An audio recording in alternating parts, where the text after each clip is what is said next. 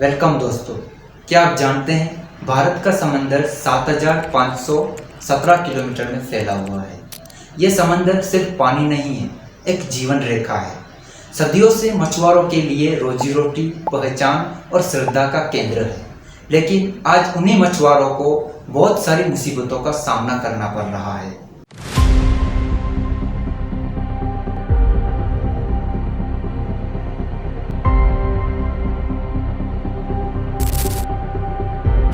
इस आर्टिकल के अनुसार भारत में कुल फिशिंग के 50 से 60% सिर्फ बड़ी बड़ी कंपनियां फिशिंग कर रही है और यह आंकड़ा साल बर साल बढ़ता जा रहा है।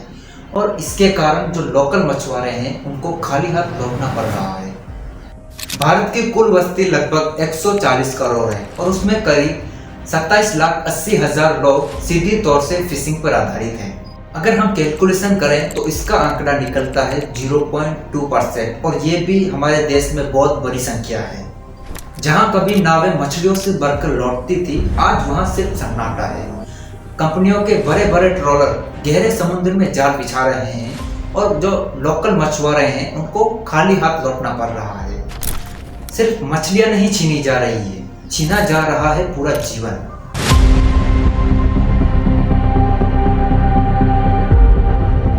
केवल शिकार ही नहीं, समंदर अब जहर बन रहा है क्योंकि फैक्ट्रियों का कचरा, केमिकल्स, ये सब समंदर की सांसें छीन रही है। और मरती मछलियां, बीमार पानी और उससे जूझते लोग, ये विकास नहीं विनाश है। जब समंदर पर कब्जा होने लगा तो कंपनियां जमीन की ओर बढ़ी। पैसे और वादों के जरिए मछुआरों को हटाने की कोशिश हो रही है। लेकिन क्या परंपरा को पैसों से तोला जा सकता है? जड़ों को उखाड़ कर सुख खरीदा जा सकता है? मछुआरों को खामोश नहीं रहना चाहिए। यह समंदर की लड़ाई है, उनकी पीढ़ियों की और उनके बच्चों के भविष्य की लड़ाई है। अब एकजुट रहना ही उनकी सबसे बड़ी ताकत बन सकती है। परिवर्तन शुरू करना पड़ेगा। मछुआरों को अब अपने समंदर को फिर से जीवंत करना पड़ेगा। यह कहानी सिर्फ पीड़ा की नहीं है, यह कहानी उम्मीद, हिम्मत और जागरूकता की है। समंदर किसी एक का नहीं, हम सबका है। तो आइए हम इस मछुआरों की लड़ाई में साथ खड़े हो जाते हैं, क्योंकि आने वाली पीढ़ी भी सुन सके समंदर की पुरानी और मीठी पुकार।